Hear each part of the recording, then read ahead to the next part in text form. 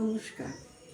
আমার নিজের কিছু কিছু ভাবনা, বাস্তবের পরিস্থিতি আর বর্তমান সমাজ নিয়ে আমার বলা কিছু কথা।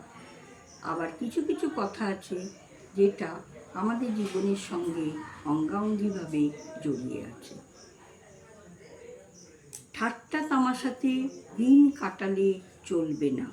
যে সময় চলে যায় সেই সময়টা কিন্তু কখনো আর ফিরে আসে না।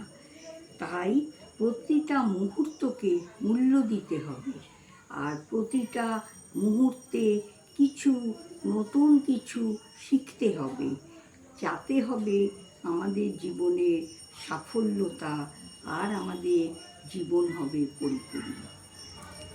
নমস্কার।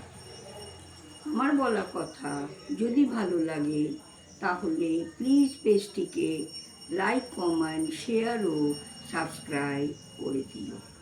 ধন্যবাদ।